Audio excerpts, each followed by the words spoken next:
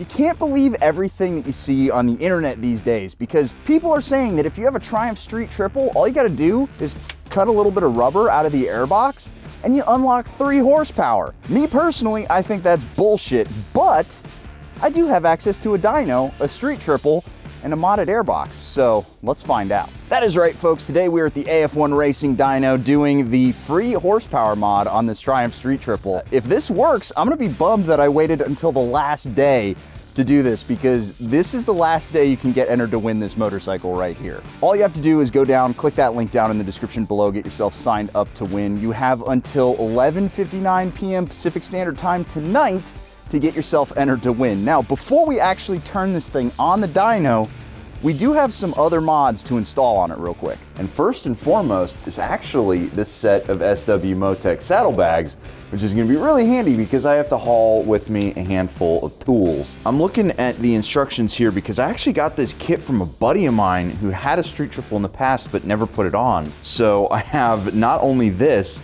but mercifully I have a set of heated grips that are going on the bike too. So with a set of saddlebags and heated grips, we're gonna be turning this thing into basically the perfect commuter weapon right now. And it's gonna be really handy to have those heated grips on if I can get them on in time. I got 2 hours before I gotta get on the bike, and it is currently 40 degrees in the garage. I am very cold, so let's get this going.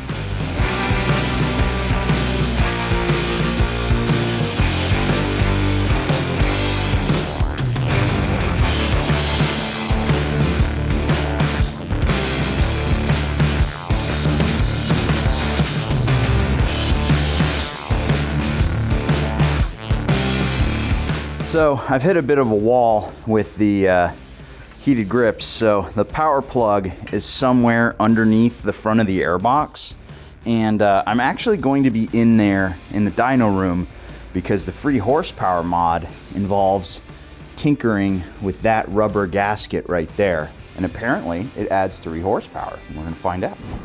Now that we're on our way to AF1, I figured it's worth talking about the power that I'm currently feeling on the bike, because I have a feeling if there's a change by this whole free power mod, it's going to be very subtle. As I'm rolling on, I'm actually kind of in the higher end of the power band, and there does seem to be a little bit of a flat spot.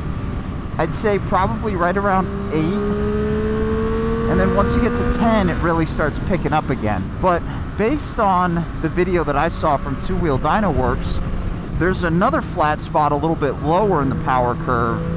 And I think I feel it. It's hard to experience it on the highway because, you know, out here, you're in 6th gear that low, and there's not really a lot of power on this bike down low in 6th gear. 6th gear is track gear on this thing, if you want to, at least if you want to put any power down. It's tough to say whether that little flat spot is there. I definitely feel something though when I'm getting going and I'm asking it to go a little bit faster. There's definitely a point where it feels almost just a smidgen like VTEC is kicking on.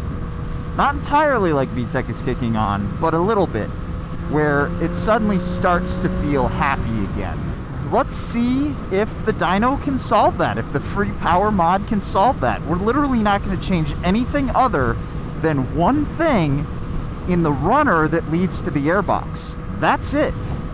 Alrighty folks, we got the bike in here on the AF1 dyno. We got Chaz back there setting up. What do you think the bike is going to make on this dyno? I think it's 121 horsepower is what they claim. Yeah, I'd guess 112. 112. Yep. Okay. So that's because this dyno has that correction factor, right? There's like a... Yes, correct. Then yeah, 80%. It's going to read usually a little bit lower. Okay. So we'll see how close we get to the 112. And then just out of curiosity, what do you think about the potential of that free horsepower mod at cutting out that little intake runner there and opening it up a little bit? I think it'll do something. Okay. I don't know, what the 3 horsepower claimed is probably a little generous, but I bet you we will see a change. Okay, cool. Because yeah, there's like a couple of little flat spots maybe that we can see an improvement, but we'll find out. And today it is cold out, so does that impact? Great. It's great. Yeah. So we may see a bigger number. Let her breathe. Sweet. All right, well, let's run it up and see what we get.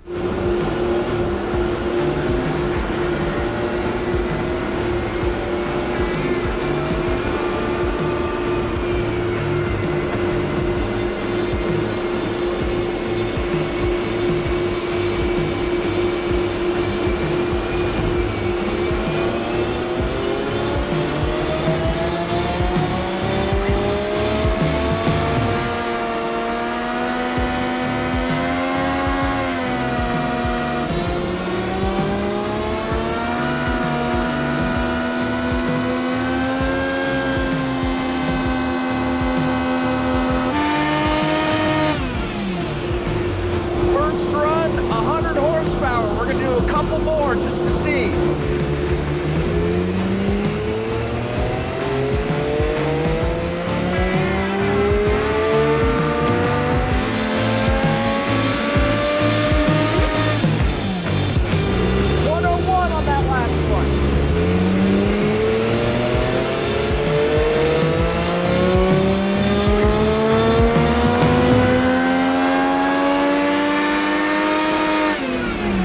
So it looks like we maxed out around 102 horsepower, rounding up from 101.98. I think that's a pretty safe 102. That was yeah, we were a little generous going into that, thinking what we'd get, but that's all right. It is very cold in here. Yeah. We had to warm up the rear tire on the drum because it was slipping at first. You could smell some of the rubber. But I don't know, I'm pretty happy with that. It was really consistent. It was, yeah, and I actually think we will see a gain here. Sweet. I really do. Okay, so now there's only one thing to do. Rip this thing apart, cut out a little chunk of it, put it all back together, and do it again. Okay, so now that we've got the charts up, I do want to show you what I've heard is supposed to happen. So we have this dip right here and that dip, and those are consistent, right? We have 3 runs stacked on top of each other. We got a little bit more there, and then we have a slightly taller peak there. But I'm not anticipating a huge increase so much as these sort of leveling out. And that's what I was kind of feeling out on the road. So yeah, let's see what happens. Okay guys, so this right here is the intake runner, right? So I should be able to pull this out and add 3 horsepower because the theory is it chokes down the intake aperture. Wiggle pull, wiggle pull, wiggle pull, wiggle pull. Come on, let go. I command you. Come on, there we go. Ta-da! Now while we're in here, there should be a plug for this guy, and I kind of feel like it's that thing right there. Stuff and wiggle, stuff and wiggle. Click. Now I have heated grips. All right, bike is all stitched back together. Got the saddlebags back on and everything, and was this pile of rubber all that was standing between us and a few extra horsepower. The only problem is I can't work on something without breaking something else, unfortunately, apparently.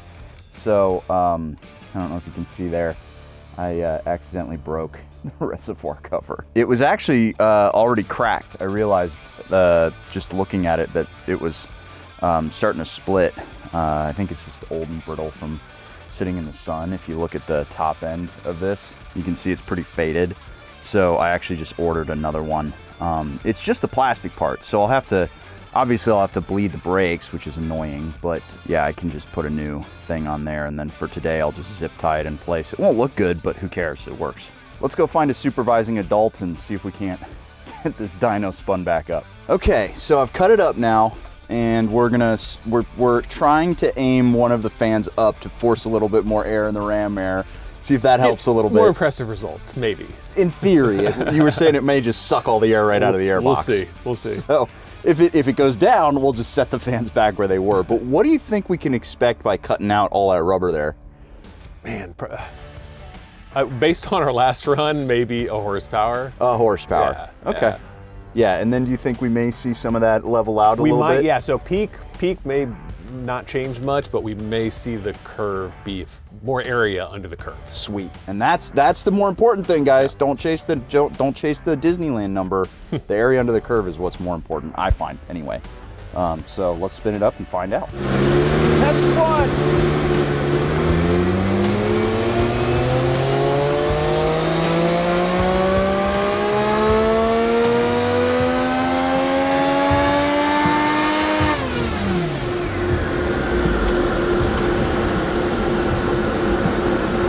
Gotta be the cold that's causing it to run better. The dyno itself? Yeah. The correction factor that I'm doing now will change it like point something horsepower. It's almost nothing, but I just like to keep it consistent. Down! That's the wrong direction. Run 1, wrong direction.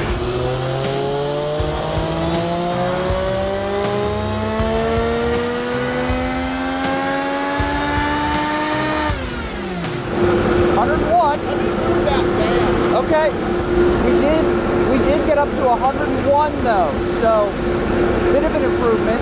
101.2.02. Run 3.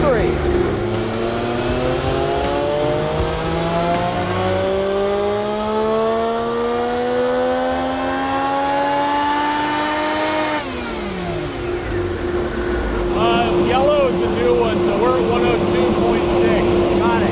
So peak went up, But we're losing a little bit in the middle. really didn't change. I mean, that could be just conditions of this run versus previous run. Fair enough.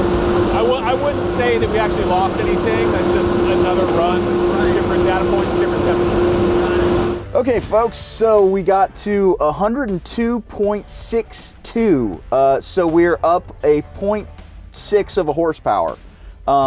You're definitely going to feel that one on the street for sure, right? But Dyno would say yes. So we did gain horsepower, but that is negligible. And we are looking at that curve, though. There is a little bit of space in between the lines. The ones that's got one that has the plus lines, that's our new one.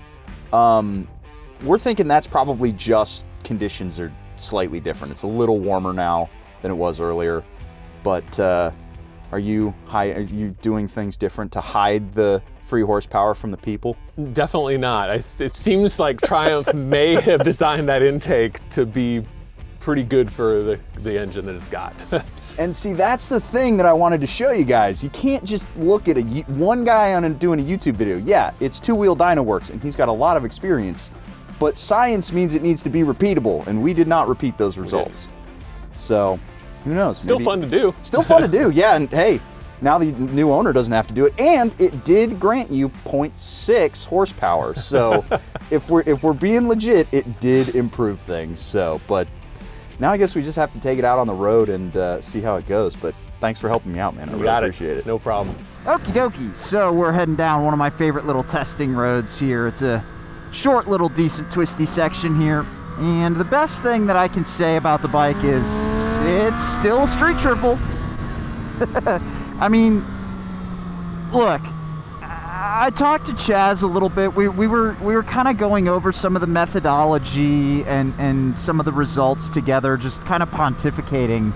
And first and foremost, this bike, you got to look at the graph, right? Look at the graph that this bike is putting down. This is a stock motorcycle with over 20,000 miles on the clock, and yet it is still putting down a flat horsepower curve and a flat torque curve. Yeah, it picks up like 10 torques across the rev range.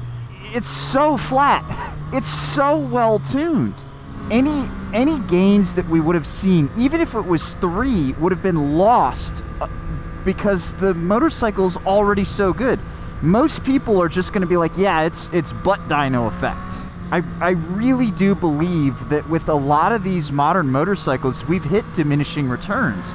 It's not like the early 2000s or late 90s where you can modify an airbox and pick up a good chunk of power. Another thing that people may have issue with is they're like, oh, well, your dyno said that the bike is making 100 horsepower when other people are dynoing it a lot higher. You got to remember, every dyno is different.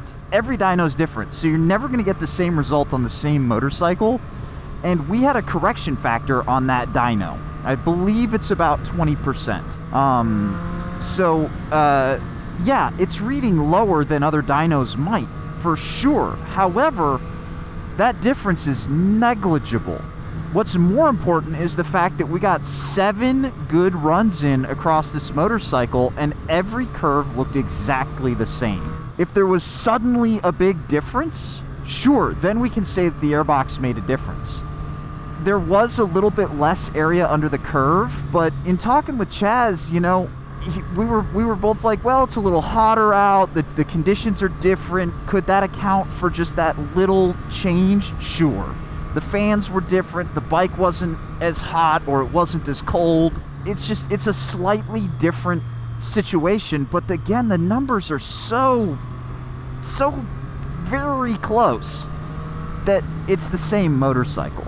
And again, ripping it through these twisties here, it certainly feels like the same bike to me. Still lifts that front wheel the same way.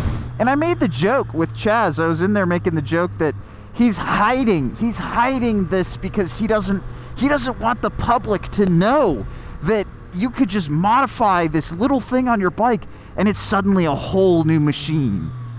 That he was working for the man to keep us down, keep us buying exhausts, because he works at the dealership, right? And that's all tongue-in-cheek, because the reason why I love AF1 racing so much is because everybody there's a rider. All the guys working on bikes, they're riders, they're enthusiasts. They love motorcycles just as much as we do. And so if we could prove on their dyno that modding this street triple with just that little cut could make this motorcycle feel better, then they would start doing that to other people's motorcycles, right? They would have a new string in their bow to be like, hey, you bring your street triple in, we can do this thing, it's free and it makes your motorcycle better. Here's the numbers to prove it. But again, like they would love that to be the case. They would love for us to have found that little improvement on the bike. But the thing's it's done out of the factory. A lot of these bikes, unless you're doing a big mod and a big exhaust mod, a flash, a new air intake, you're not gonna suddenly improve the bike. And sure, maybe Two Wheel Dyno Works has more data that I don't. But on my bike, I can say that the free horsepower mod results in bupkis. 0.6 of a horsepower at the very top end of the power band is nothing. Honestly, in terms of an improved ride, the heated grips made much more of a difference than that free mod did. The bike's got heated grips on it now. It's got these big, nice saddlebags. It means I don't have to wear a backpack or my leg holster while I'm riding it to carry my camera gear. The bike's a lot more comfortable. It fits me better now, and that's where your effort should go.